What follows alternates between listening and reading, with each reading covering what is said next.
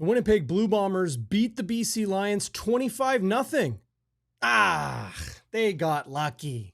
Yeah. They got lucky, all right. Lucky Whitehead. And a defense that was absolutely smothering. And in no way, shape, or form was a 25-0 score not clearly indicative of what we saw on Thursday night. Welcome inside Game Day After Dark. It's Bonfire Sports, your Winnipeg Blue Bombers postgame show. How you feeling out there, Bomber Nation? Are you fired up? Spicy tonight? Hot night? Scorcher? Let's fire it up here on the postgame. Got the fire lit.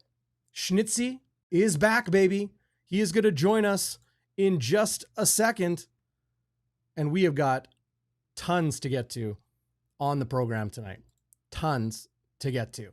We have got highlights. We're going to take a look at the stats. We are going to get into it all here on Game Day After Dark. 25-0. Suddenly, things don't look so in despair in Blue Bomber Nation. Let's bring in the man who, well, frankly, I've missed. I've missed quite a bit. Zach Schnitzer, fresh back from the madhouse on Matheson. How you doing, brother? Great to see you. Am I sounding better? Because I feel better, buddy. How am I sounding with my new mic? Yeah. Love that new mic. Yeah, it's a nice one. Some Christmas elf gave me a new mic. Buddy, you know, I gotta say I'm a little bit verklempt, a bit emotional. That was the first game I went to without my mother-in-law. She recently passed on Saturday after a brave fight with cancer. And I had so many people reach out on Twitter, buddy, and Facebook, and people at the game and at the tailgate who were just so gracious and generous with their compliments of my mother-in-law and just giving me condolences. So feeling really happy. And I know that one was for Sarah. 25-0. 25-0. What? Against the best offense in the CFL? Darrin, they had 4 first downs. What? Like, have you ever seen anything like that? It was incredible. Winnipeg, I called it smothering. Winnipeg's defense was smothering. We're going to look at some highlights of this game with Willie Jefferson and Devin Adams and that entire defensive front. Adam Bighill gets his 50th sack of his career tonight. Jeff Cabillas. Awesome. We haven't seen in the live chat in a little while. What's going on, Cabillas? Mm-hmm. Who is this team? Says JC. Wowzers. Yeah, no kidding. Waiters chiming in. Remember, Winnipeg beat BC 45-0 in 2021. Lots of people giving condolences to your family, Schnitzy, Sarah. Yeah. No question. A big win for you and your family tonight. An emblematic victory for, I know you lost your father. When you lost your father, you weren't able to go to games with him anymore. You would go with your mother-in-law, Sarah. Now you're, moving on without her in your life and your family's life. And, it's almost like I'll get corny with it, but it's almost like something was shining down, football gods definitely treated the blue and gold, Blue Bomber Nation, and the Schnitzer family extended very, very well tonight with a 25-0 win. Absolutely. She was definitely smiling down, and it was just a great night, buddy. Like I'll talk about the fans later in the tailgate I attended. Mm-hmm. Oh my God, it was fun. Yeah, I'm looking forward to hearing those stories. I don't know where you want to get started. I think one of the biggest things in this game was BC's absolute ineptitude on offense. 4 first downs. Let's take a look. Let's just take a look at the numbers that truly matter here. Okay. BC, 4 first downs to Winnipeg's 22. Incredible. They were 13% on second down. 2 for 15 on second down tonight. Okay. Nuts. Winnipeg. I love that number, by the way. Shout out Chris Walby. Yeah, baby. Who, by the way, he and I talked a lot about it, about what a win would do. It's the crazy football league. Anything can happen. And as I sat down in the press box for the first half, Schnitzy, I'm sitting next to the great Judy Owen of the Canadian Press, Winnipeg's son of years gone by, outstanding sports writer and person in this city. And I said to Judy during the anthem, Bombers win tonight. And she's like, I thought so. And then I wasn't so sure. And then driving in, I thought, yeah. And as 63 and I talked about on Game Day Winnipeg in the pregame show, they sure did. Net offense, Winnipeg had 430 yards to $1.02. $1.02 a pocket change for the BC Lions. And I'm going to zoom out here and pull up something that we don't often look at here on Game Day After Dark, but this is the drive chart, okay? This is BC's drive chart. So this is what they did every time they had the possession of the ball, okay? You got their possession, 1, 2, 3, 4, 5, like, in numerical order. Yard line it starts on, and then the result, okay? You got quarter, time, number of, play number overall in the entire game, okay? All that matters here is this.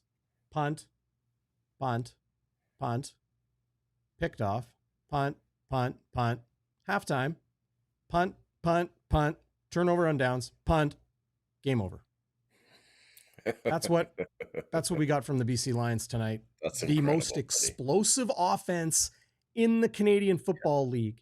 Vernon Adams Jr., probably the MOP frontrunner right now. Keon Hatcher added to a talented receiving core for the first time since his Achilles injury last season. Michael Couture, the former Blue Bombers All-Star center, made his season debut for the BC Lions.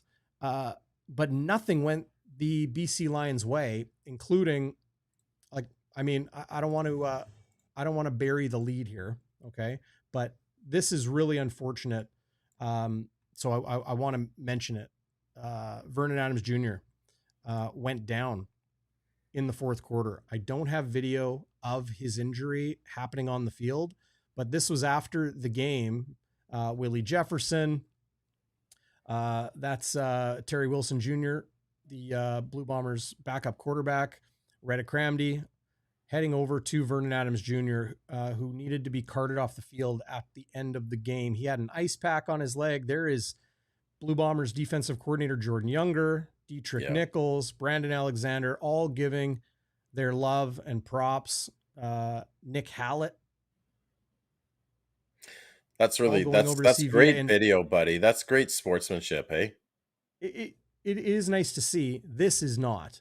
No, this is bad. Watch, obviously, right? I mean, hey, you know that. Oh, there it is. Ice on the knee. I just noticed that. Ice wrapped up on the knee, and watching Vernon Adams Jr., he can't put weight on. He just can't put weight on it. So there's the trainer picking him up to take all the weight off it. That does not look. It doesn't look good. I saw just from the sidelines watching that play. I believe it was Tywon Garbett who had him, and it was just a really awkward way that he landed on him. He was like draped over his body. Garbett was. I think it was Garbett, and it looked like he hyperextended his knee, and it did not look good. And that I was really sad to see that. I'm glad you showed that video. He could barely walk in that video with the ice around his knee. You don't want to see that as a football fan. Just as a human being. He's a good dude. He's had an MOP ever, right? It's just a bad look for anybody. You feel for him and his family. This is the best player in the league right now. He's the MOP of the league right now. Brutal. And Darrin, quite frankly, he was entertaining to watch. The guy was electric this year, and he's earned it. He's a journeyman quarterback. He's played on like 4 different teams. The Hamilton Tiger Cats tried to get him to play receiver with June Jones. He was almost on the scrap heap. And to see him get injured, now it's easier to see him get injured in a win. I'll be honest with you, Darrin, as a Bombers fan, right? But it just sucks to see that. It's terrible. I'd rather he just not get injured. Hate seeing that to any player. Absolutely. Alone, the best player in the league. So wishing Vernon Adams Jr. the best. Yeah, absolutely. Frankly, the league is better with him healthy and playing. So I'm not a Bombers fan, right? Yeah. I'm a fan of this league, and I think even Bombers fans, yourself included, I have no doubt, Schnitzy, 'cause I No, know you. no, no, We no. sure hope to see Vernon Adams Jr. back in the lineup this season. I hope they face the Bombers in Absolutely. the playoffs. I want to see the Bombers go into Vancouver for the West Final and beat them with Vernon Adams. Yeah. You want to beat the best iteration of your opponent. Absolutely. Yeah. Here is Winnipeg's first possession of the ball game, and the reason I'm showing this, Cody Case, hey, you know, He had a good game. the return game is getting better and better, slowly but surely, better and better every week. The cover Yeah. teams have obviously been dang good. The way they played against Janarian Grant, the way they played against Terry Williams tonight. There's Zach Collaros' numbers over his last this season. 3 touchdowns, 8 interceptions. But he comes in with 2 games of 300 plus yards. Tonight, he finished just short of that, 295 yards, and he was dang good again. And I think all the conversation we heard over the last several weeks about the Bombers kept the wrong quarterback. They should have kept Drew Brown. Zach Collaros is done. Yada, yada, yada, yada, yada. Okay. I don't know. I don't know how many times I've heard similar things to that, Schnitzy. Yeah. But are Bombers fans okay with a second game of 80% passing, a second game of 300 yards, a second game of no interceptions that hang on him? Of course, he did have a pick last game, but it was a double tipped ball. Definitely not his fault. But still watching this opening Blue Bombers possession. Of course, there's Lucky Whitehead, made his Blue Bombers debut tonight and was dang good. I'm just pulling it back so we can take a look at the Blue Bombers changes on the offensive line. I don't know about you, Schnitzy. Tonight, what I saw was the Blue Bombers offense handle things a little bit differently. Of course, Pat Neufeld placed on the 6-game injured list this past week, and no indication of what that injury is, but there is Kendall Randolph starting at right guard in place of Pat Neufeld, the American. So Winnipeg going with 3 Americans on the offensive line, 2 Canadians in Dobson and Kolinkowski, and then Lucky Whitehead joining the receiving corps. Kevin Sklercius, the Canadian, Josh Johnson, and Ontaria Wilson, the rookies, Whitehead joining Oliveira and the veteran Demski. What I saw, Schnitzy, was an offense that operated quickly. There were times where Collaros had to drop back, take time throwing the football. He took punishment. He stood in there. But we saw a lot of plays like this at the beginning. It was, let's watch the pressure come and then check it off. Short passes, quick passes. We saw a lot of that tonight. I thought it was incredibly effective the way Buck Pierce called this game, the way Zach Collaros executed it, and the way the offensive line, for the most part, did their job. And I mean, Collaros took a little bit of punishment. He was under pressure. This is not the Blue Bombers offensive line of 2019. It's 2024 and it's a different group. But overall, I thought the offense was pretty dang good. Wouldn't you say? I thought the O-line struggled in the beginning of the game, Darrin. They had a couple holding calls. I saw Stanley Bryant get beat. It looked like a swim move or something that forced Zach Collaros to throw it quickly. After that, I thought they did pretty well. They ran the ball. They opened up holes for Brady. I liked how Brady particularly ran off tackle off the left side a number of times, and it was really effective. And I thought, like you said, Darrin, I think it's a really good point. I noticed the quick passing game as well, especially out of play action. There was just a number of play action calls where they were throwing it to the flat or quick routes or just giving it to Lucky and letting him let the receivers block. And I thought that was a good game plan. What I also liked was a little bit more Chris Strebler today, which also helps the O-line. Yeah. Right, coming in on first down, for example, we hadn't seen much of that. And yeah, the BC knew he was either going to pass it off to Brady or run himself, but it was effective. I thought they had great first down production. Yeah. Professional golfer Brooke Henderson. Just kidding. B. Henderson mentioning the TSN panel said it. Collaros is not the problem. No kidding. Definitely not the problem. He has been under siege all season. And for people to hang his play and the offense's play ineptitude, frankly, it was awful. I think it almost hit a crescendo in that loss to the Saskatchewan Roughriders a couple weeks ago.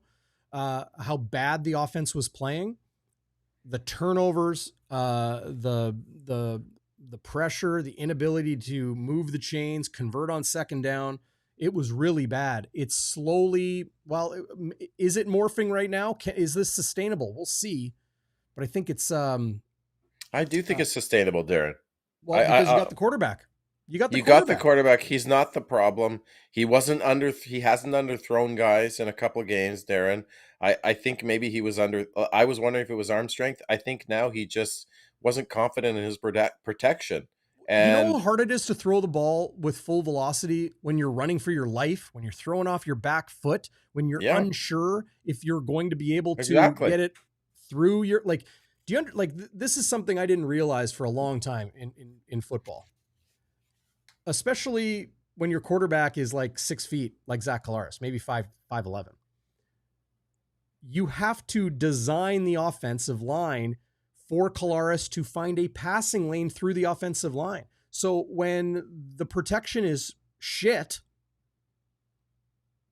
he's not, like, okay, I know I'm going to be able to throw it over Pat Neufeld's shoulder here, right? Or I'm going to, put it off Kolinkowski's helmet, those intermediate and shorter passes, right? That do have to go over the offensive line. Jeff Bose says, O-line was good tonight. Yeah, I think overall they were pretty good. And they've been good, Schnitzy. We know that, as Brady Oliveira amongst the league leaders in rushing this season. But it's been the passing that hasn't been so hot. And here he is tonight, 17 carries for 100 yards, 5.9 yards per carry, including a Schnitzy special large of 27. 2 runs of 10 plus yards. Streveler chips in. His average is going to be lower because he is handling a lot of that short yardage, and we'll pull up a couple of those as well. But looking at the receiving core, suddenly you got a half dozen guys catching multiple passes. You got, not quite, but I won't say a half dozen again, because there were 6 guys that caught passes tonight, but 4 of them were in the 40-yard plus range, right? Demski with 3 catches for 39. I think he'll take it. Huge 27-yard pickup late in the second quarter. Can I just interrupt you and just make a comment about Demski for a second? Mm-hmm. And people who saw this on TV, or even if you were at the game, the first big catch, it might have been the 27-yarder. I don't remember, Darrin, but there was his first catch, and you should have seen how, as he was getting tackled, Darrin, you should have seen how tightly he was holding on to that ball with 2 hands. We just laughed so hard because you could tell he was not going to give up another fumble.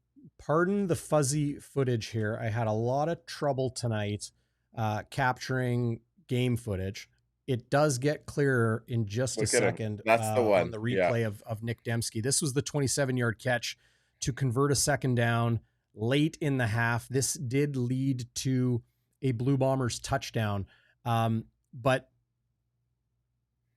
this is what the Bombers do so well. The over-under, with Demski being the over. Here's the under route. See the player crossing right there. I think it's Clercius. Maybe it's Josh Johnson. And great accuracy from Zach Collaros to fit it right in that window. Boom. Yeah. And you're right. Demski did not take 2 hands off the ball. And here's your trademark. Boop. Yeah, I love that. Love that. I thought Collaros had a number of catches, like layered routes like that, I think, and correct me if I'm wrong, Darrin, but it looks like he's throwing against a zone defense, so they're getting just the pockets of where the defenders aren't with these layered routes, and it looked like he hit Demski and he hit Wilson on a couple of those, a few actually, not just a couple, over the middle, and just dropped it in there perfectly. Yeah. Ontaria Wilson, another player that has been outstanding when Winnipeg has time to get the pass game going. Illegal contact. BC number 6 is declined. Illegal contact. There you go. BC number 23. There you go. The illegal contact. Yeah, here it is. Is this the one? I'm not sure. Yeah, this is the one. The illegal contact. This obviously late in the second quarter that helped Winnipeg. This was a double penalty, by the way. Yeah. But this helped set up Winnipeg's touchdown. And who else? Right? Who else? Our old friend, Lucky Whitehead. Second catch of the game goes house, and the madhouse went nuts when Lucky 13, no longer 7, Lucky 13, Whitehead, pulls in his first touchdown in his first game with the Blue Bombers in nearly 2,000 days. And there he goes for the madhouse. Well, not quite a leap, right? I think he saw what happened to Nick Demski a couple weeks ago when he scored, where that one fan played the bongos on Demski's head. Absolutely. Great seeing everybody in the live chat. By the way, hit the thumbs up, subscribe if you haven't yet. Been having a lot of trouble streaming to Twitter and Instagram lately, doing my best, but this is the good news. You will always find us live on YouTube, always. So whether it is Game Day Winnipeg with Chris Walby, Game Day After Dark here on Bonfire with myself and Zach Schnitzer, pregame, postgame, every game, you're going to find it on YouTube, but all of our socials at Bonfire WPG, and hit that thumbs up. You know what I was really happy to see, Schnitzy?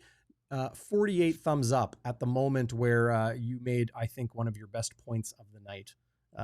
Those little things stand out on special nights. Again, awesome to see. You want to get into WALBY'S Warrior before we look at a couple more highlights? And of course, we will hammer through our Westwood wide to the right, our Bonfire burning point, the moment in the game that really turned the tides. Might have been opening kickoff. Just kidding, of course. The Bombers 25-0 win over the Lions tonight. We'll look at the CFL standings, talk about the path ahead. Winnipeg entering their first bye week of the season now. CFL Week 10, their first of 3. So the second half of the season, Schnitzy, man, looks pretty dang good from here. And of course, now Winnipeg 1-1 against the Lions, and point differential won't come into play because they will play a third time. That's coming off the bye for Winnipeg in just a couple weeks. Yes, sir. I'm just noticing my gym partner at work. His husband is on here. Yes, I'm going to be ready for the gym tomorrow. Absolutely. I'll have some caffeine. I'll be good. Darrin, WALBY'S Warrior for me, there was a lot of good play here. There was a lot of good play. But to me, the group that was the most maligned and had the most pressure on them was the offensive line, Darrin. And they had given up how many sacks last week? Was it 5 sacks last week? I think at least. Tonight they came in without Neufeld, without one of their Canadian starters. They had Kendall Randolph come in. I saw Tui Eli in there, or Tui Eli in there a little bit too at center when Kolinkowski came out. And they allowed 1 sack. Zach looked like he had a lot of time. The play calling was good, which helped the O-line get the ball out quick and beat pressure. A lot of quick passes. And they as a team rushed for 143 yards tonight, Darrin. They controlled the time of possession. They had double the amount of offensive plays. And I thought they played really, really well, really, really solid. And if they keep this up, because Neufeld's on the 6th game, they're able to flex it with the ratio, right? Even though Neufeld, the Canadian, isn't playing, and they're playing another American offensive lineman, they have Collaros there, they have Demski there, so they have the horses, the Canadian horses on the receiving core to withstand that. They can play an American there. You wonder if they continue to improve like this, whether Randolph ever comes off the lineup. I don't know. I know it's a little bit of hyperbole, but it's just something I'm thinking about. Yeah. Well, it's going to depend on the injury situation, right? How long Pat Neufeld is on the 6-game injured list. To be clear to those out there that maybe don't watch Bonfire Sports a lot, because this is what we do here. We educate as much as we can the quirky nuances of Canadian football. And one of those being the 6-game injured list, and that it does not mean a player is stuck on the 6-game injured list for 6 games or 6 weeks. It does not mean that, they don't get salary cap relief if they pull a guy off early. There's nuances and changes to all of this. So Kenny Lawler is on his second stint on the 6-game injured list, but I expect him to be back when the Bombers return for week 11 and the rematch against the BC Lions. Just pulling out my handy dandy clipboard here with the 2024 schedule on it. August 18th in Vancouver. It's a Sunday night game, 6:00 Winnipeg time. I expect Kenny Lawler to be back for that game. 𝘎𝙤𝙤𝙧𝙎𝙬, I'm not quite sure. So why no Rasheed Bailey? Winnipeg has guys getting healthy and coming back. So I don't know if Winnipeg needs to go spend money. Wouldn't you rather that they get themselves back into playoff position and maybe go big fish hunting? What is it? Big game hunting? Big game around the CFL trade baby. Deadline, instead of picking up a Rasheed Bailey for, $90,000, $100,000, whatever it is. Ottawa wants to sign Rasheed Bailey. That's the scuttlebutt around the league right now. So it's not just, no brainer, sign him. With what we saw from Lucky Whitehead, 6 catches on 6 targets for 56 yards, and a second down conversion, including a touchdown. 44 yards after the catch, 44 yards of his 56 after the catch.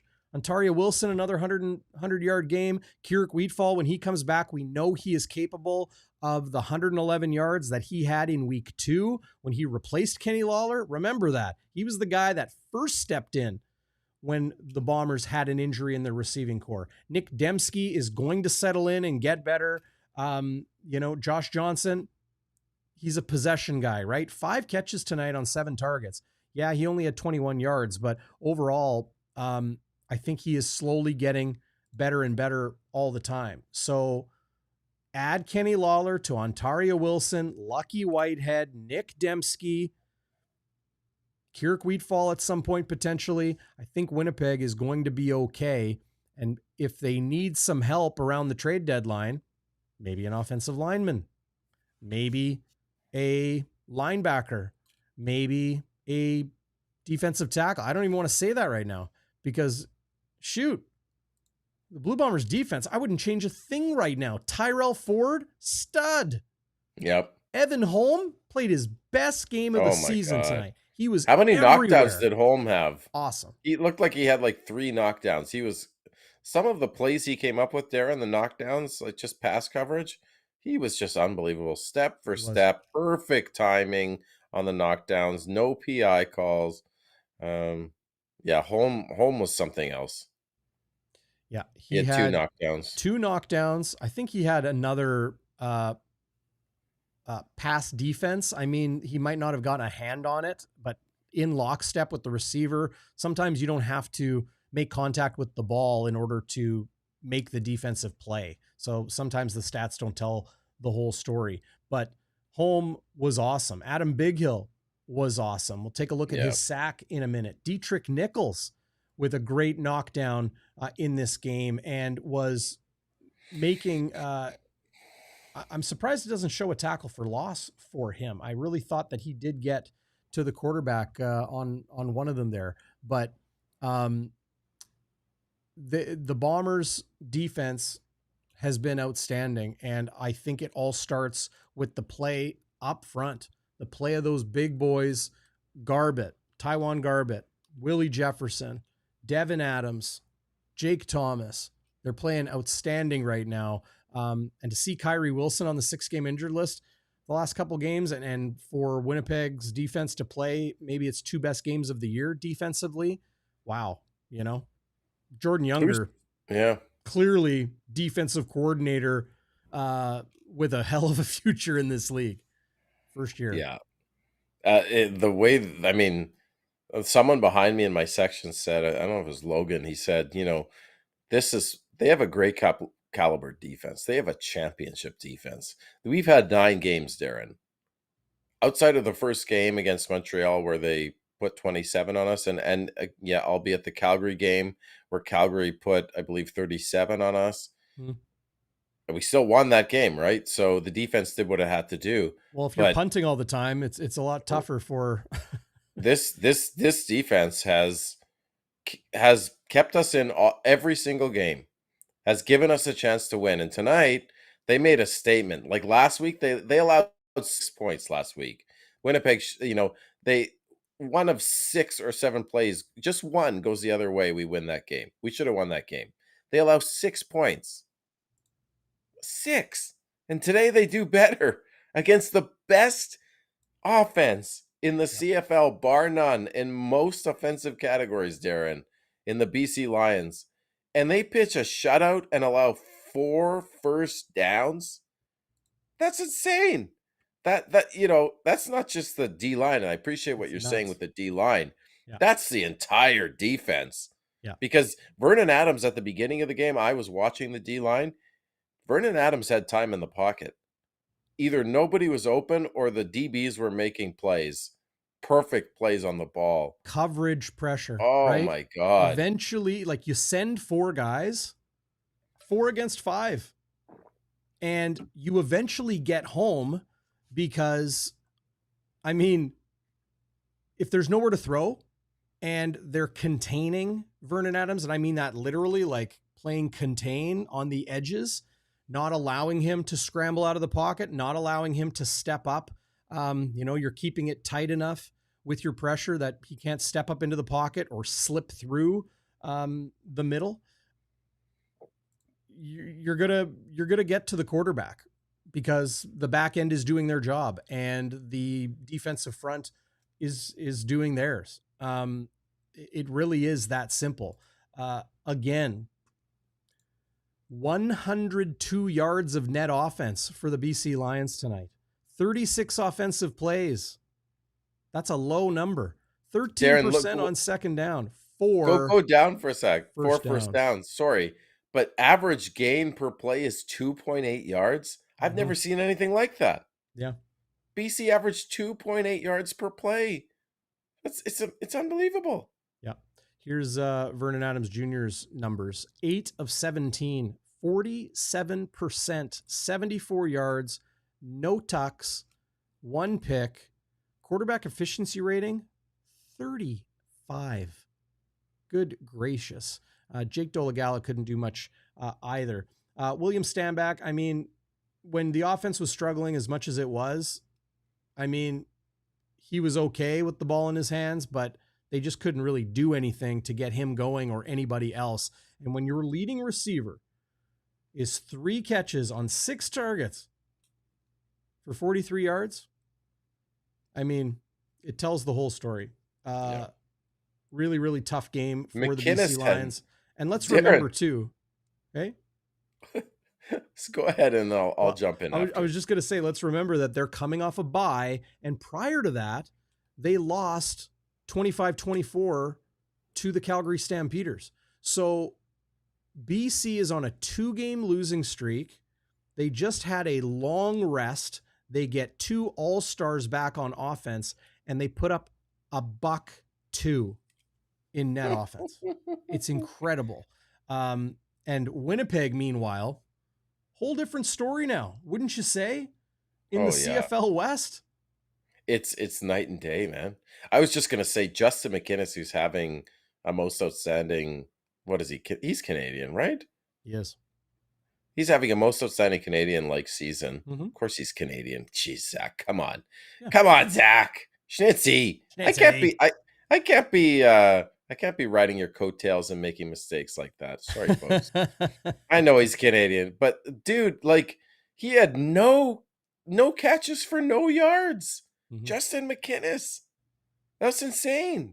Holland's at 43. Where's McInnis lining up for the Lions?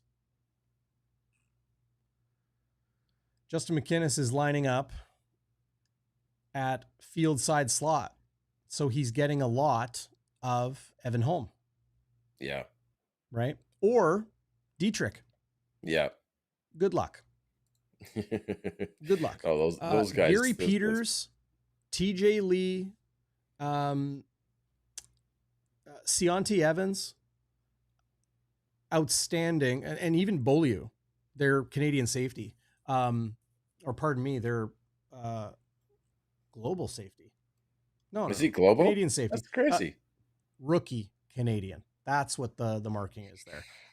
Rookie Canadian safety. They've got good players on that back end, but Winnipeg's offense with Brady, Lucky Whitehead, Demski, the downfield threat, and even crossing route possession threat that is Ontaria Wilson. All of those things made it very difficult for the BC Lions to know how Winnipeg was coming at them. Here's a great example that I'll show. Late in the second quarter, this past Ontario Wilson, I mean, this is BC defending the line of scrimmage and defending the back end, and then you allow Winnipeg's, quite possibly, arguably, their most dangerous downfield receiver into space. And that's TJ Lee in coverage. But I'm just going to pull it back. Well, hey, let's watch the beautiful cinematography of TSN. Outstanding work, as they always do on these broadcasts. Watch this route. So what does Winnipeg do? They essentially clear the middle of the field, and Beaulieu is sitting back in center field.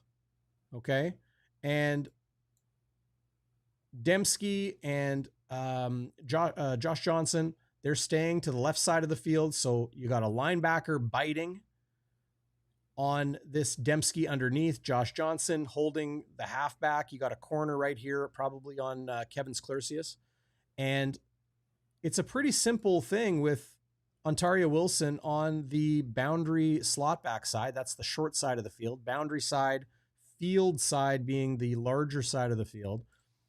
And he just, I mean, this looks like a go route because look at this space, right? Send your speedster, your downfield threat, right down Main Street, and you can get a nice deep shot. So TJ Lee is really honoring that.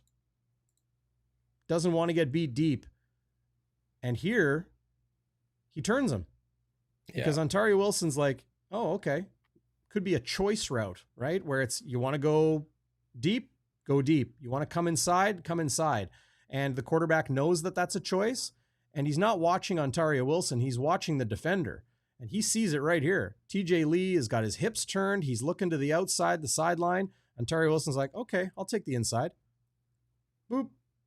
And he's got space to run and pick up a first down that led to Winnipeg's first touchdown of the game. Lucky Whitehead's 19-yard touchdown that capped an 8-play, 84-yard touchdown drive.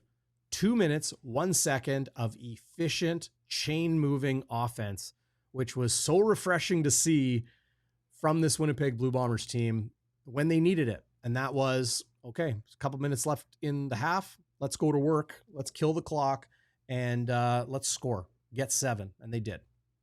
Yeah. Great highlight there, DB. That was awesome. I love these highlights and how you can break it down for us. Just great entertainment. It's fun like being able to look at those things afterwards, right?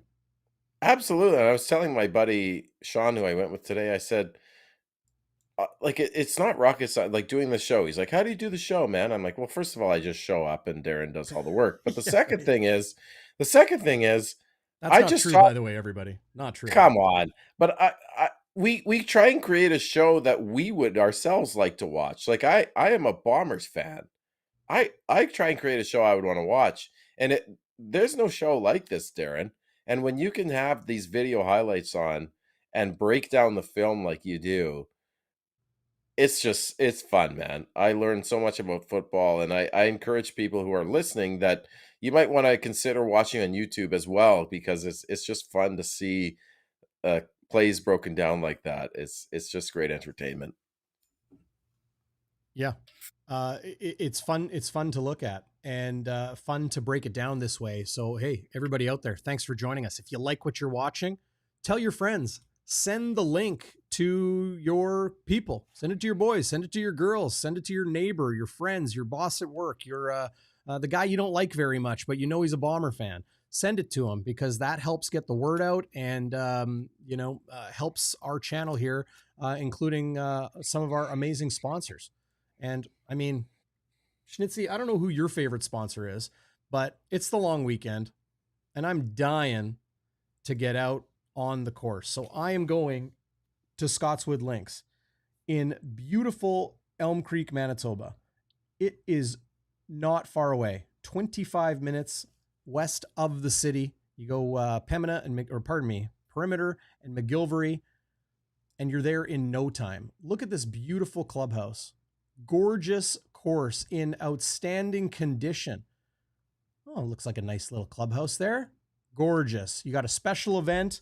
You will have everything you need there for banquet facilities, for weddings, corporate events, celebratory functions, and more. That clubhouse has got top-notch restaurant, lounge, perfect patios to kick back on with friends.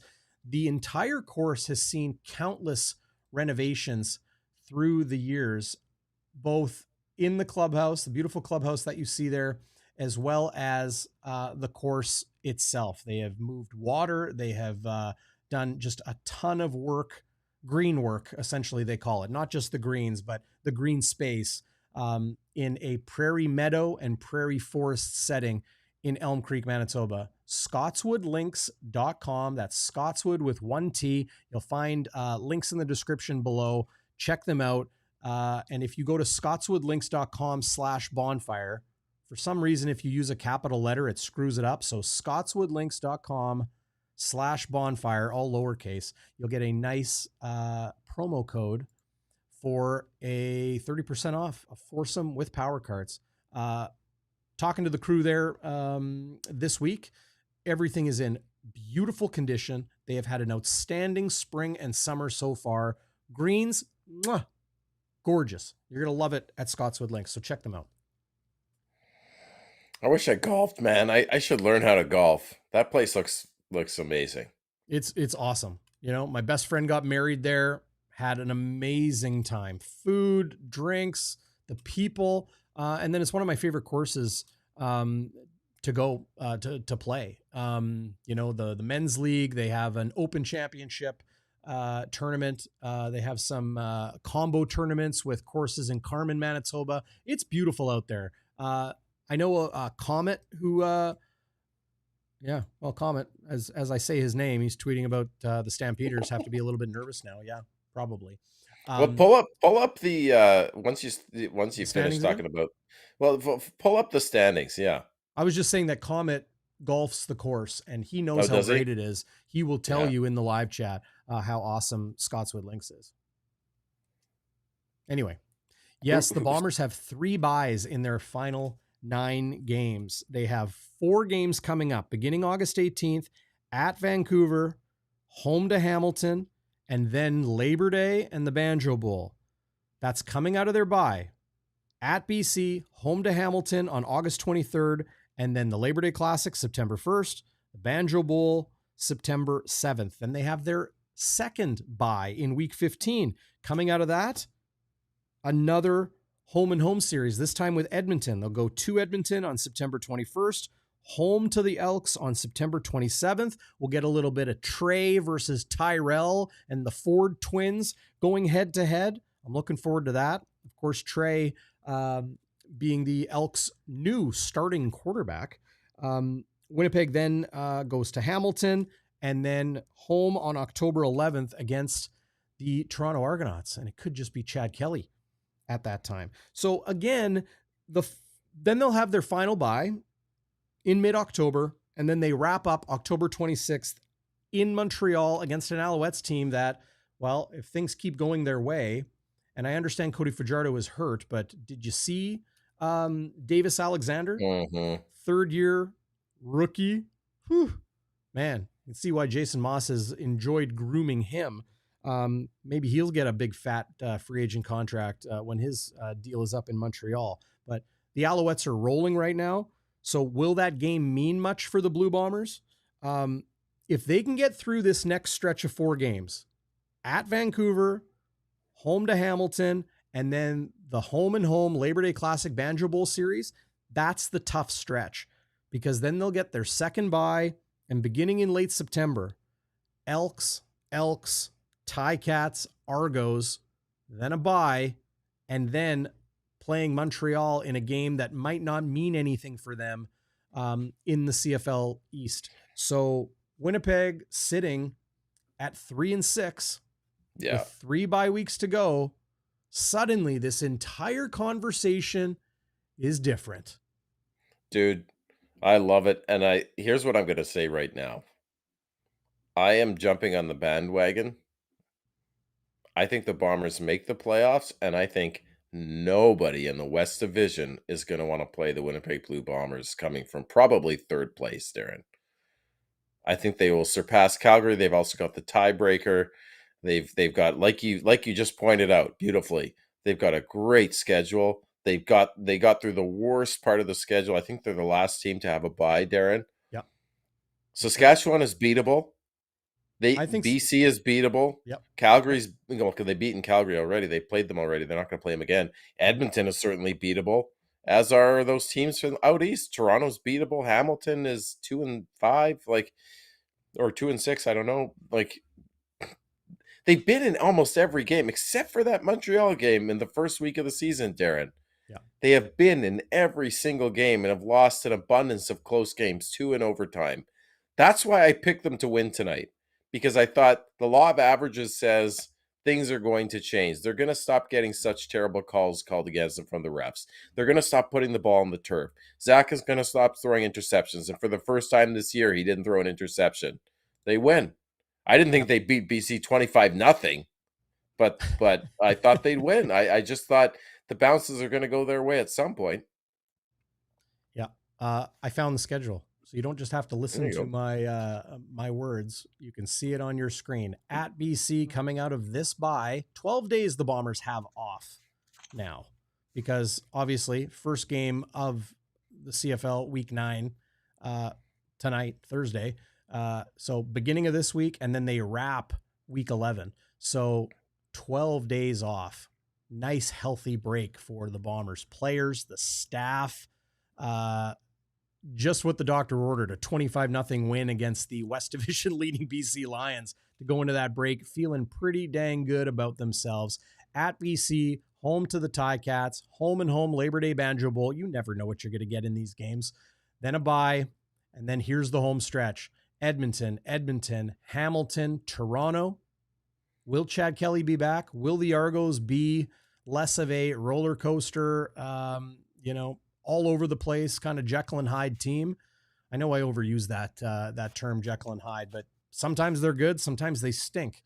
We'll see what they get there. Then a nice bye, once again, week 20, and then will the Alouettes have anything to play for in late October as the Bombers hope to get back on track and be looking at a playoff spot in a couple months? Yeah. I'm optimistic. Look, the track record, Darrin, is one game is a what is the saying that Doug Brown always throws down? One game does not a season make. Well, no, one time is a blip, 2 times is a coincidence, 3 times is a trend. I'm butchering it. I am totally butchering that.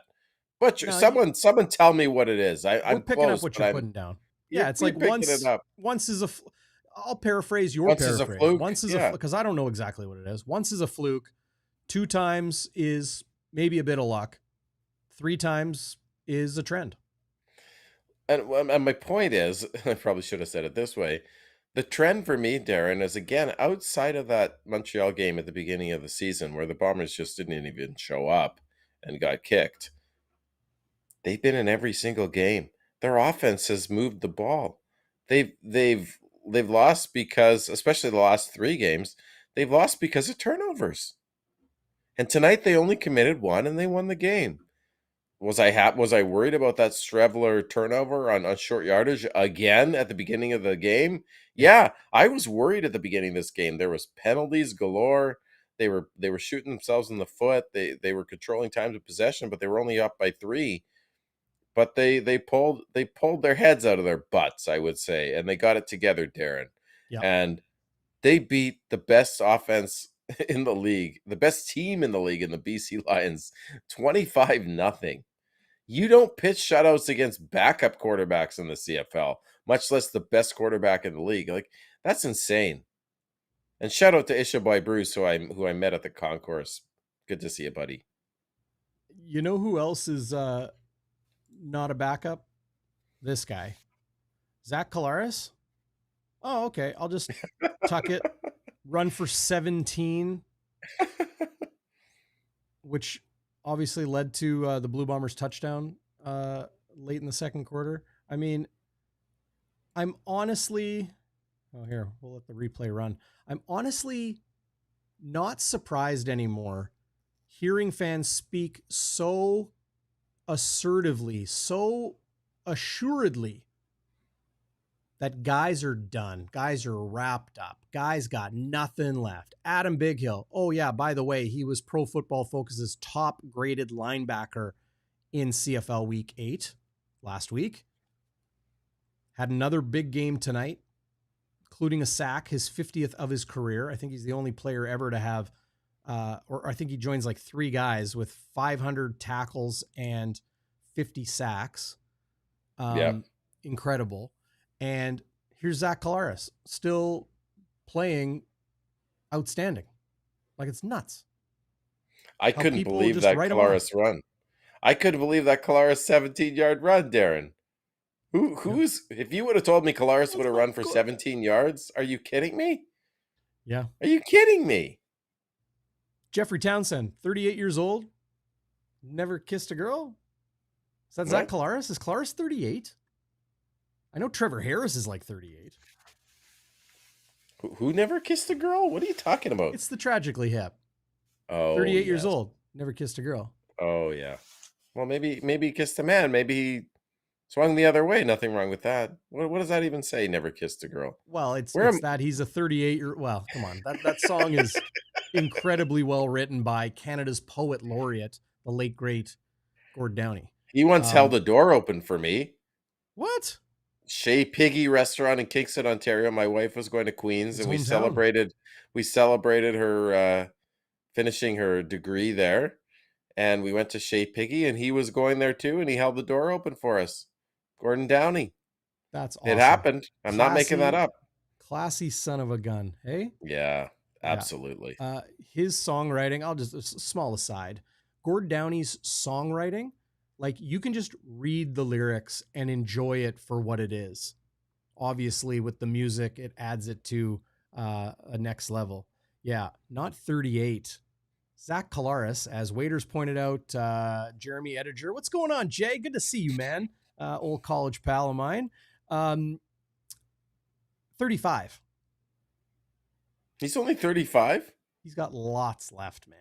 How long did Kenry Burris play, Darrin? And he won a Grey Cup at the end 41, of his... I think, right? God.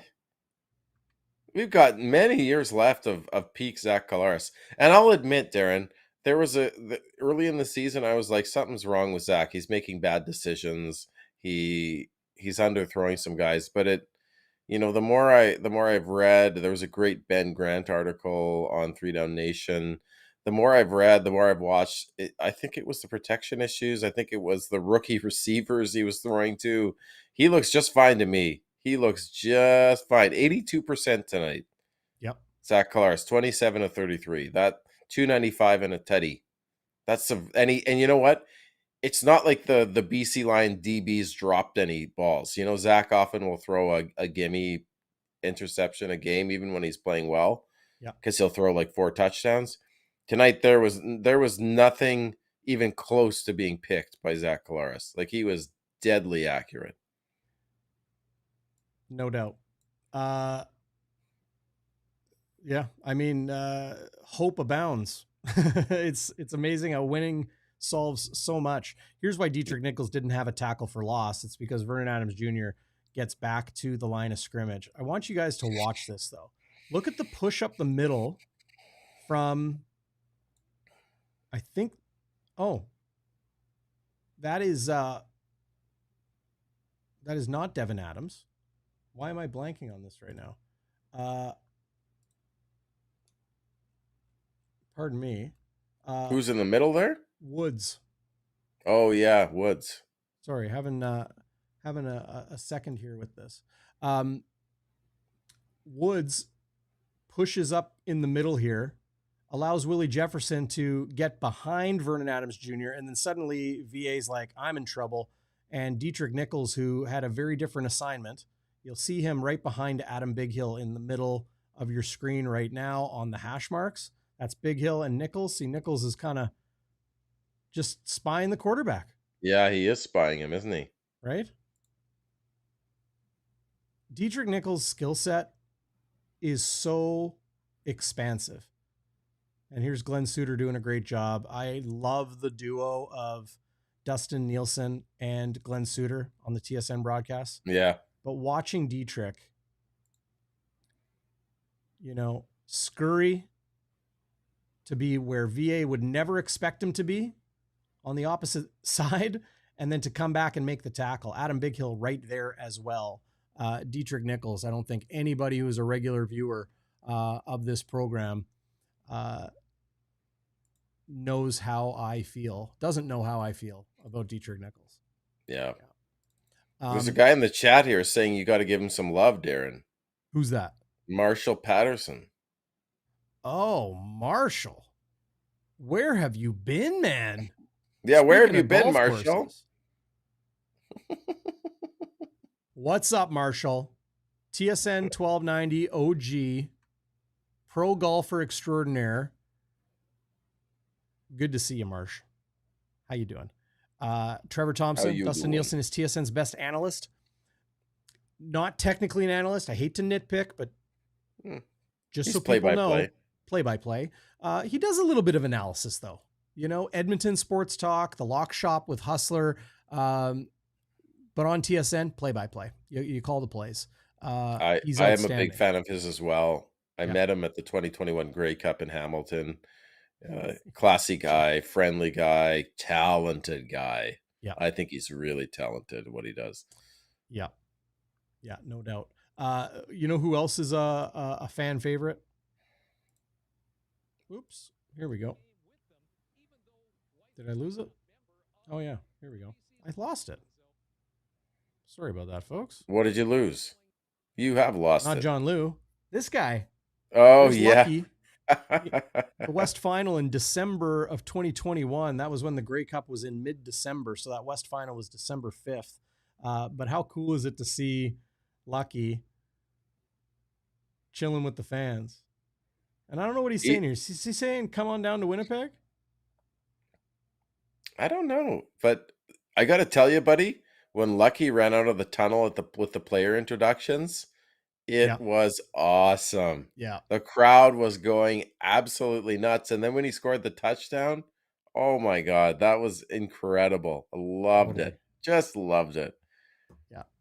Agreed. He really is a special player, Yeah. He seems to spark so much joy and admiration in fans as well. Pretty great. Should we get I don't know if he's WALBY'S warrior tonight, but Lucky might get a game ball as we watch a highlight here of some pressure BC put on Winnipeg's offensive line. Oh yeah, this was the one where linebacker was just free off the edge. This is not a blown assignment.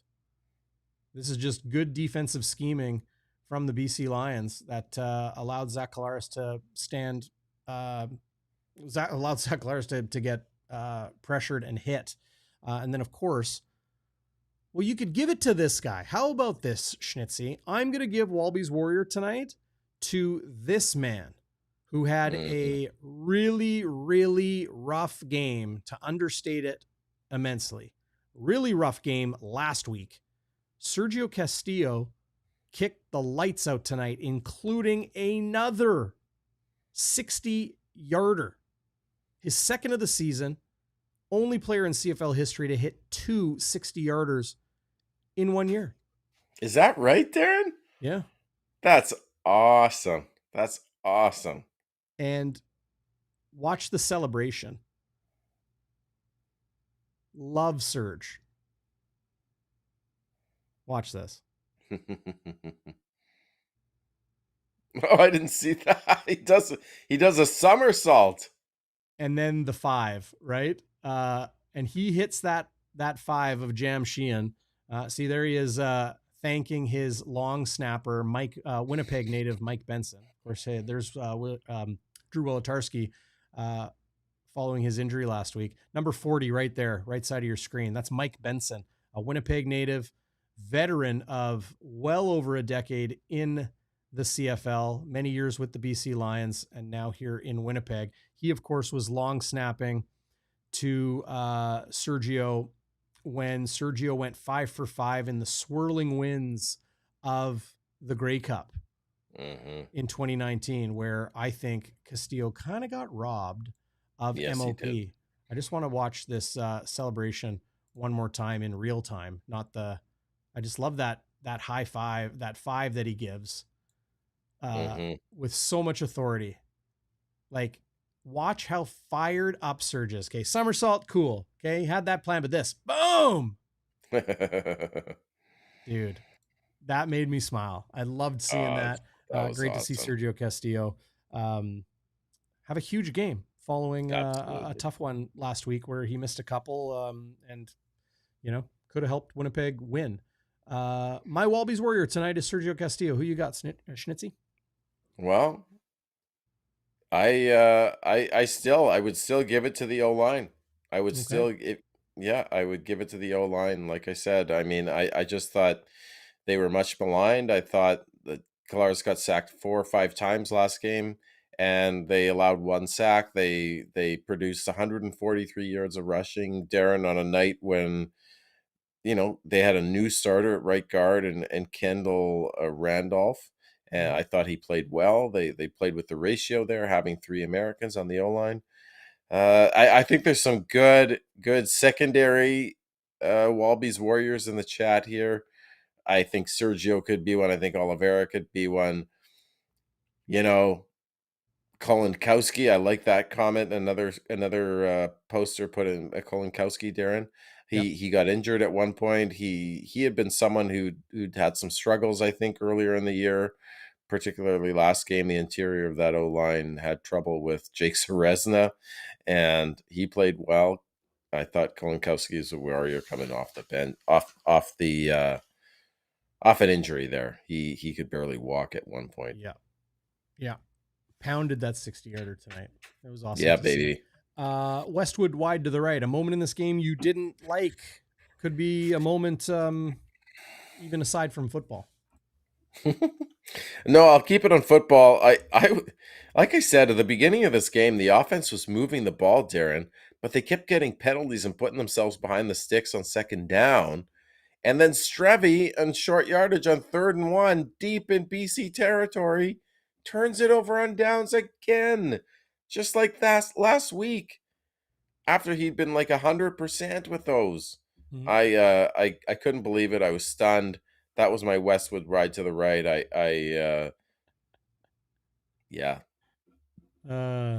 CFL 60 OG. I think Jeffrey gets the WALBY keyboard warrior tonight. Yeah, that's not bad. But yeah, I thought my wide to the right was the fake field. Yeah, what was that in the 3rd quarter or something? Winnipeg had given BC outstanding field position. It was 3rd and 5, and I don't have the clip, but 3rd and 5, and they fake a punt. Was it a punt or a field goal? But I believe it's supposed to be I thought it was a perfect time to do it. I think it might have been 3rd and 15. Yeah. But I thought it was an outstanding time to call it. But it was Tanner Cadwallader who was able to get his hands on it for the Blue Bombers. That was gutsy. It was a great call by Rick Campbell, head coach of the BC Lions. Westwood wide to the right tonight. I will go What was I gonna? Oh, seeing Vernon Adams Jr. get hurt. Yeah, sure. Didn't like that at all. That's my wide right tonight. Before we do the bonfire burning point, do you got a happy honker? My happy honker was Castillo had some issues last game, Darrin, and he missed 2 field goals, particularly the one in overtime I think about as a real backbreaker. And tonight, I believe it was his first field goal attempt of the night. It was only from 36 or 37 yards in the first quarter. He banks one in off the post and in, and I thought, where's he gonna go here? And then sure enough, he goes 6 for 6, including a 60-yarder. So he was just fine. But I'm glad he could bank that one in. You should hit anything under 40 automatically. So yes, Jamison Sheehan had 2 really bad shanks. Yes, right out of bounds. Not great. But yeah, that was my happy honker. I like it. My happy honker tonight. Well, military appreciation. Yeah, totally. Great Absolutely. to see all of the outstanding individuals, teammates in their own right, no doubt. Yep. Yeah, but lots of good happy honkers tonight. Jeff Kabilas says Lucky's first game back. Zach Collaros protecting the ball. Tyrell Ford. I like that. Tyrell Ford. Absolutely. I tweeted here it is. Why didn't I show this yet? Tyrell Ford's interception. Again, pardon the fuzzy footage. It gets better on the replay. There's Tyrell Ford stepping in front of Keon Hatcher and pulling that one in. This guy, I tweeted this video and stated, Tyrell Ford will be a star in this league. Canadian, corner, ball hawk, speedster, and clearly very smart. First year playing pro football. Okay, he got into some games for the Blue Bombers a couple years ago, last year, but didn't play a lot of snaps, just played specials, and not a lot. Last year was with the Green Bay Packers, one of their final cuts in training camp, and then just hung around waiting for another NFL opportunity. So did not play football last year. This year is his first full season playing in professional football. Some people did correct me when I was kind of stating that as an absolute, like, oh yeah, it's his first season in pro football. It's not. But this is his first year really playing, and he has been outstanding. Yeah, absolutely. Yeah, so that's a good happy honker too. I might just give the happy honker to you, Schnitzy, because you make me happy that you're back here on Game Day After Dark. Wow, you're so kind. I missed this last week, buddy. Although I probably would have blown like an artery talking about that Toronto game because I was so angry. I that was one of the worst losses I've ever seen. A Bombers loss. That's the good news is we don't have to talk about that going into this bye week. The Bombers are not 2-7; they're 3-6, and they just donutted the former Donut Boys. Remember the Donut Boys? Yes. When the Lions were a 0-point defense. Yeah, I do. What was that last year or the year before? Although both times was against Edmonton. They donutted Edmonton. Yeah. By the way, people will remember in 2021 where we beat them 45-0. That's one game against that's when Michael Riley was. I think that was the Donut Boy revenge. Yeah, I think it was. I think the Blue Bombers crack social media team had a field day. Yeah. They're a great group. Great group. Always really impressed. Hey, Jeff Kabilas, smarten up, bruh. Forgot the last time you were on Bonfire? Get your head out. Get your head out. Canadian football fanatics. I watch these guys. Sup, fellas? Just finished up a tough post-game show on my end. Yeah, of course, covering the BC Lions out in Vancouver. Hope you guys enjoyed the big W, especially Schnitzy. Appreciate that, man. Thanks so much for joining us, and that for the Got the W chain, right baby. there, Schnitzy. For the W. Bonfire Burning Point tonight. This is tough. This is tough. I was thinking about this one, and I really thought the burning, like you could argue, was when we went up 3-0 because those were the winning points. But I really thought the burning point, Darren, and maybe you can fill me in on the details of the drive. I think it was when. No, that's not the Collaros 17-yard run. Anyway, I'm getting in my own head here. I think the burning point was the lucky Whitehead touchdown. Okay. I thought it was 6-0.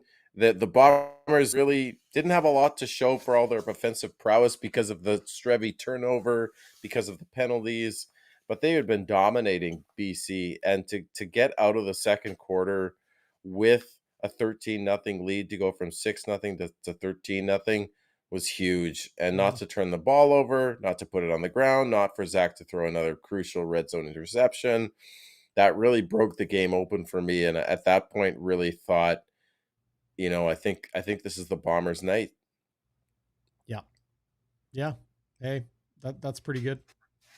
That's pretty good. I was just reading this comment from Chris Joyle, who's another longtime viewer who I haven't seen in the live chat in a while. What's going on, Chris? Says, I'm just here to take credit for this win. Last time I was at a game was the other win, other one of our wins at home. Maybe not causation, but correlation at least. Indeed. I like it. Indeed. Colleen Friend back in the live chat. What's going on, Colleen? Great to see you. I love it when the ladies repping in the live chat around the bonfire.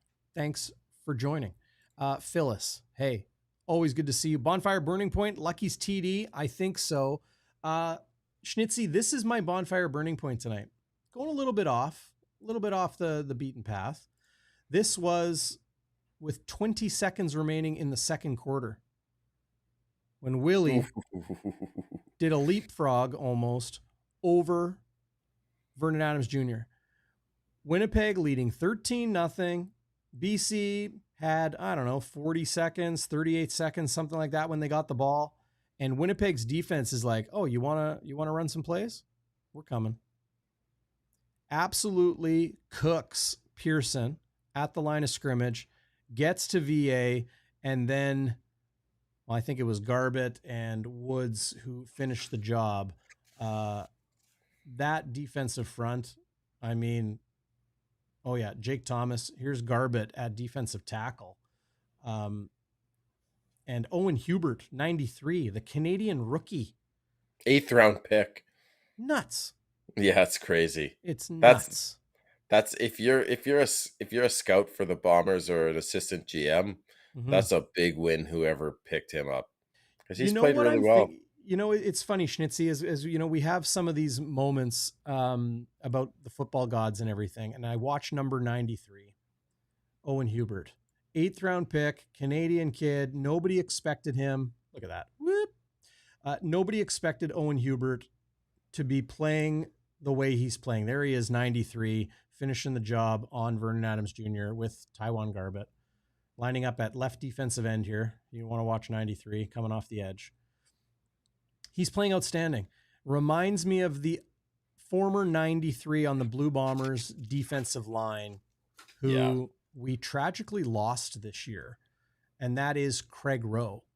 Lost his battle, long battle with cancer. His outstanding partner, wife, Chelsea, stood by his side through that battle, and it was during this past winter. Craig Rowe still has so many friends and connections here in Winnipeg, and he was back down, I believe, in Texas with Chelsea, and entirely too young, way too young. Cancer is a mother. You know what? It's an absolute beast, and it's the worst. And to see, it takes someone like Craig Rowe, like it's taken so many others entirely too early. Hate to see that, but maybe the football gods shining down on Owen Hubert, 93, coming off the edge, having just a huge season as a Canadian 8th round pick.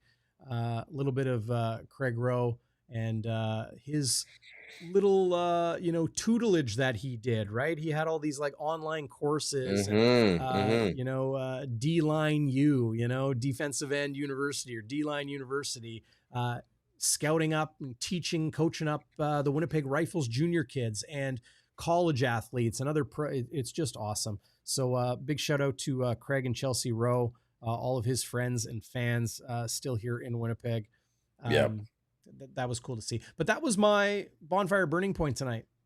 The Bombers defense was smothering, and it was that moment where it was like, okay, they're not even allowing BC to move the ball at all. They're not going to play passive prevent defense, with 20 seconds left in the half, leading 13-0. They're like, let's go get this guy. And to me, it was like, I don't know if BC is going to be able to come out of the tunnel for the third quarter and be able to do anything. And sure enough, they didn't. Yeah, they didn't. Dude, so. Great shout out to Craig Rowe's family, Chelsea, and their child. I met them at the locker room sale one year, I think in 2018. Just the nicest, most approachable people. The season's over. What's that? Well, see, Snis says Rowe's wife and child were at the game today for the coin toss. Yeah, no, I did not know that. The Bombers did a really nice job because, of course, Craig Rowe used to play for the Lions as well before he came to the Bombers. And so they had them down there for the coin toss, and it was a really touching moment. Know that. Yeah, his wife, Chelsea, was extremely emotional, as you can imagine. And just a guy that was taken way too young. It's heartbreaking, a young family like that. I thought the Bombers did great. It was a classy move. It spoke to me personally, losing someone from cancer, albeit, my mother-in-law was 70, but it's a nasty, nasty disease. And I was really happy to see them honor the Rose. And like I said, I met them, Craig and Chelsea, I think she was pregnant at the time. I met them at the locker room sale where they sell all the equipment and game-worn jerseys and whatnot. The season was over, and they didn't have to go and schmooze with fans, and they did, and they were really just, you could tell, salt of the earth, nicest people, very welcoming, gave me the time of day because I was just a fanboy talking to Craig Rowe and his wife. So just touching moment for sure. I did not even know that happened today, and here we are talking about Craig Rowe. That's crazy, man. Well, 93, there you go. That is nice. That is nuts. Biggie stood by. Adam Big Hill, Craig Rowe, Chelsea, Adam's family, all very close. Former BC Lions, of course. How about that, eh? Man, football gods never cease to amaze. Wasn't there a game do you remember the Johnny Manziel game when he was playing for the Montreal Alouettes and he came here and it was a late Chris Randall interception that sealed the game? I think Rowe, yes, he had the floss dance waiters. I think Rowe had 3 sacks in that game or something. I that stuck out as one of the signature Craig Rowe games where he sacked Manziel like 3 times. I could be wrong, but sometimes I have these factoids. I don't know. If anyone can remember that or look it up, I think that was in when did Manziel come here? 2018? I don't know. That's welcome lost history in the Canadian Football League. You got game balls, Schnitzy. I'm going to come right out of the gate and give a game ball to Evan Holm. I'm stealing that one from you. Ooh, I love it. Hit up the live chat, everybody. Would love to know who you're giving your game. If you got one game ball, who are you giving it to? Okay. Oh, not you, Schnitzy. You can hand you always get a baker's dozen, don't you? A baker's dozen. I have a lot of. Hey, when you beat a team, the best team in the CFL, 25-0. There's a lot of game balls, but before that, 25-0, baby. I before we do that, Darrin, I have to propose a new award category. Okay. Okay, you know how in the anthem, there's a tradition. It's our version of True North, where people shout out True North. Yes. At the hockey game. Okay. By the way, stop shouting out True North at the Bomber game. If you're doing that, you need to just stop. This is not a True North thing. Okay. This Yeah, is like, not the hockey team. think They're not about run it by for a True second. North. At least think about it, right? Think about it. Yeah. Think about it. It's not True North. What? I don't know. Yeah. I don't think so. Anyway, there's a tradition ever since I was a kid, and I don't know how long it's been going on, is when the anthem goes to glorious and free. At home games, we all yell blue. And they do that at the Jets games too. I do it at the Jets games because if you're gonna sully the Bomber game with True North, then I'm going to do the same at the Jets game, and I'm gonna yell blue. I believe it comes from Labatt Blue because they used to be a big sponsor of the Bombers. I think that's where it comes from. Anyway, Like why they're called the Blue Bombers? no, I think why they yell blue Well, when no, they it's because say they're big blue. No, I Blue know, but Bombers. I remember reading somewhere there was this big Twitter thread by some CFL historian who connected the Labatt Blue to the Winnipeg Blue Bombers, and that's why they yell blue. Okay. Yeah. Hey. Yeah, I wouldn't be surprised. Anyway, I have a new category of award to propose. I'm not sure about it. It's the Free Blue Award. Something from a fan, like it's a fan costume of the game, or a fan that says hi to me or you, Darren, at the game. Or in this case, my Free Blue. Look at that. I was right. Craig Rowe, Stats 3 junkie. sacks versus men's. Oh, Stats junkie knows. Stats Junkie certainly knows. Wow, I'm in rarefied air with Stats Junkie. I just pulled that out of the recesses of my hippocampus, my memory banks, Darren. That's I pretty guess I should good. You got to give clarify me after I apologize for interrupting you rudely, Schnitzy. But whatever. for We those both listening on the interrupt each other. podcast, Craig Rowe, 3 sacks versus Johnny Manziel, September 21st, 2018. You called it, Schnitzy. I also called this win tonight, by the way. But yes, I called the Craig Rowe. I got to give myself credit. That's pretty good memory. That's 6 years ago. That's pretty next level. impressed. Anyway, my Free Blue moment. Tell me what you think, fire starters, in the live chat if you like this category. Free Blue moment. Darren, you don't have to give one because you're in the press box. You're a little bit, but maybe you could give a Free Blue if you want. But I tailgated with my buddy Sean before the game. We Ubered to the game. We went to the parking lot, met a good friend of the show who drives in from Dauphin to every game, Shane Montpettit, and he had us to his tailgate with a bunch of dudes. There was Tyrell Hintz there. There was other guys, ladies as well. And they served us, get this, Darren, goose dogs. Smokies Goose sausage. made out of goose meat. Yeah, goose sausage. Yeah. Had never had goose before. It had cheese in it. It was delicious. Ooh, that's nice. I like that. Had a cold one. Had a goose sausage. Talked some Bombers with Shane and his buddies. Tony Tones was there with his luchador mask. It was a great night. It was a great time. So they get my Free Blue award. Tell me if you like the award. If you want to keep it. We don't have to keep it. Just throwing it out there. Okay. Just throwing it out there. Some people pointing out how people like Bardot says at Jets games, so many people think they're booing. It's like they're saying True North, strong and blue. It sounds like they're booing. It's maybe not the most boo. important word in the anthem. That's free. Yeah. Kevin says Jets games, I think they say true. First I've heard that. Interesting. Yeah, Schnitzer gets 5 game balls. Kibilis, where you been, man? I'm a little bit pissed off at you that you disappear, reappear, and you bring your A+ game tonight. Good gracious. Yeah, see, look, he even brings another comment. Zach's gonna stare down these geese and salivate going forward now. Let me tell you, Kibilis, it was karma, revenge. I was attacked by a goose this year at work. If anyone, Shane's still at the park. That's awesome. I was attacked by a goose this year, Darren. Yes, defending its young. You remember that? So It was sweet revenge. I hope that was the same goose that attacked me that I was eating the goose sausage. Oh man. Anyway, free blue award. Someone in the live chat here is saying free blue is asking basically for free beer, free blue. I think that makes total sense. Oh, Free okay. blue. I want Labatt blue.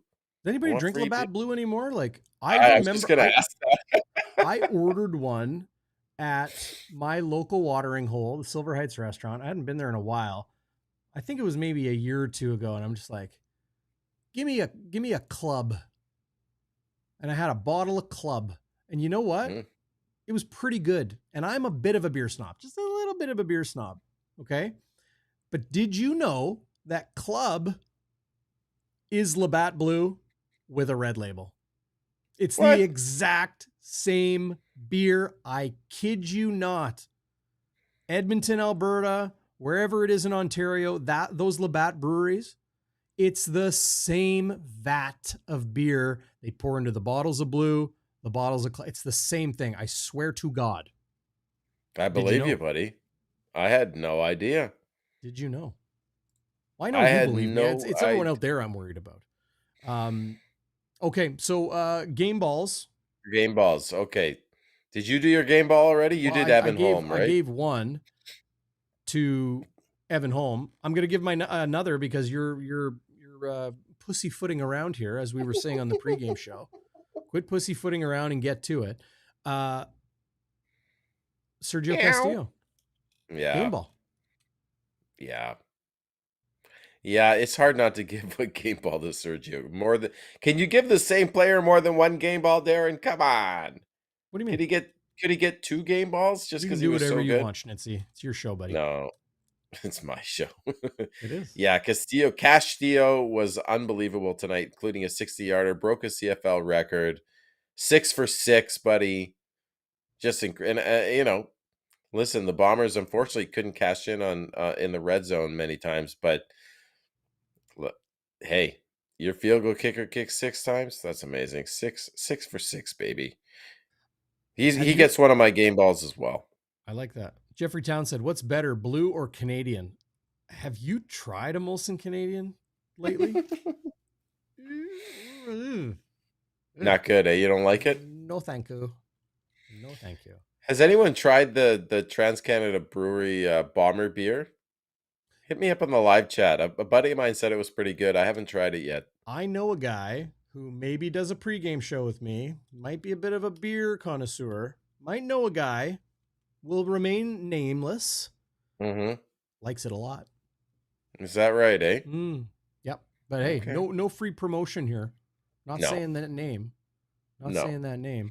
But I've seen him drink 63 beers in a row. Okay. Well, you know what, Schnitzy? Like, I think we covered all the bases tonight.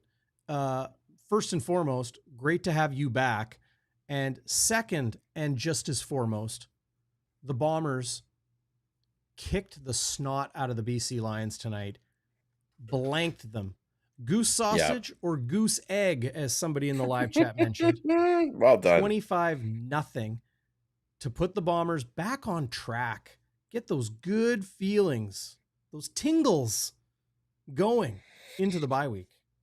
Huge win. Absolutely, buddy. And can I give a secondary before we leave here and say the sayonara? Willie Jefferson, a sack, 2 knockdowns. Zach Collaros, 83% or 82%. Oliveira was unbelievable tonight.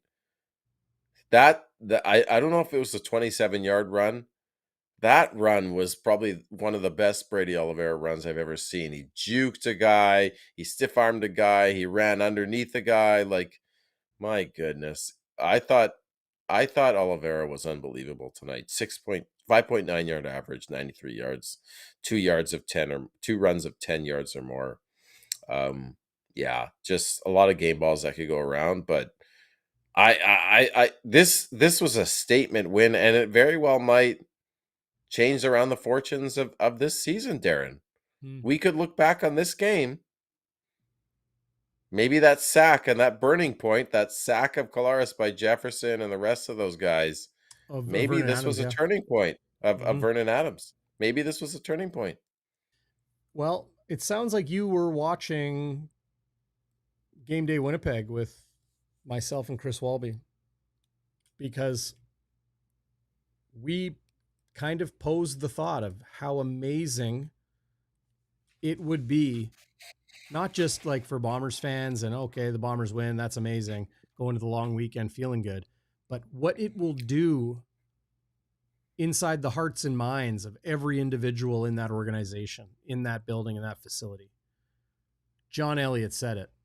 Great team win. It was. Last week, Winnipeg was gritty, but mistakes absolutely killed them. Tonight, gritty, sharp, efficient, clean, and dominant. Brady Oliveira did what he needed to do because the offensive line did their job. Zach Collaros did more than what he needed to do. 82% passing, almost 300 yards, no picks, because the O-line did what they needed to do. And the defense is just getting better. Lots of people in the live chat were giving Jordan Younger a game ball tonight for the work that he did, the work that he's done all season. Him, Richie Hall, Daryl Patterson. I am definitely missing some people in that defense, the Blue Bombers defensive staff. I'm going to pull it up here just because I feel it's necessary to give those people their kudos.